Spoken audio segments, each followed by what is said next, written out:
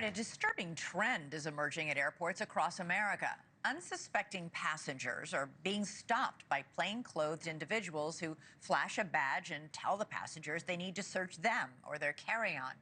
Passengers have missed flights or then had to fly without their bags and then spent years trying to get their things back. News Nation senior national correspondent Brian Enton's been looking into this and is live at the airport in Miami and joins us with this News Nation exclusive. Brian, are these passengers charged with anything? How is all their stuff being taken away from them? Yeah, that's the crazy part in all of this, Elizabeth. They are not being charged because they didn't do anything wrong, but somehow their bags and their cash ends up seized. Brian Moore is 31 years old, studying to become a security officer, but he has a passion for music, so he decided to head to LA to pursue a music career, buying a ticket from Atlanta and packing $8,500 in cash he had from selling a car his grandfather left to him. But before he could board his plane, he says that money was taken from him. I was approached by two women. One of them flashed me an ID card and told me that she was with the DEA and asked me to walk with them. And we took a few steps and I stopped and asked basically what was going on, and that's when they told me that they were doing random stops, and well, they called it interdiction stops. I think that's how they said it. But they were doing random stops, and they asked me if I had any, basically they asked me if I had a bomb, if I had anything that would keep the plane from flying or make the plane crash. They continued to ask me if I had any illegal substances or weapons. Despite not doing anything wrong, the DEA took Brian's money. And we were shocked to find out it's a somewhat common practice called cold consent encounters. This video was shot by another passenger boarding a different flight.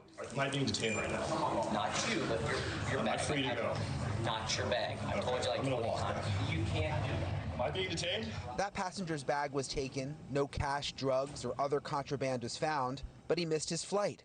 And it also happened to Stacy Esposito. She and her husband were flying from Wilmington, North Carolina. After selling their car, their money, more than $42,000, was taken. They just took it. They said you can get it back when you can prove that, you know, what you're telling us is true. And that was it. The guy handed us a business card and sent us on our way with no receipt, nothing. Just took the money and you know, sent us on the plane. Stacy, just like Brian and so many others in this situation, were never charged, but their money was seized. And because Stacy worked for an airline, she lost her job.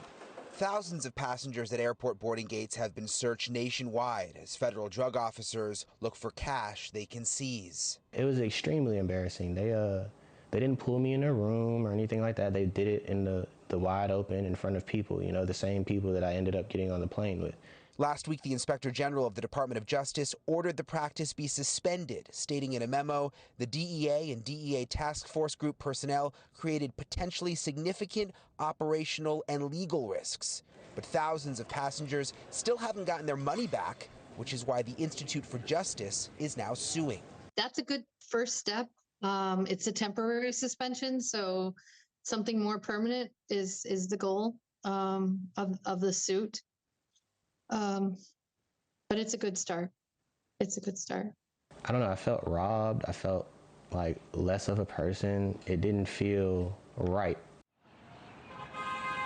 And one of the common stories we heard over and over again, Elizabeth, is people went out of state to sell a car and then were flying back with the cash. The money was seized. Many people still have not been able to get their money back from the government. They have to hire lawyers, and the fight can sometimes take years.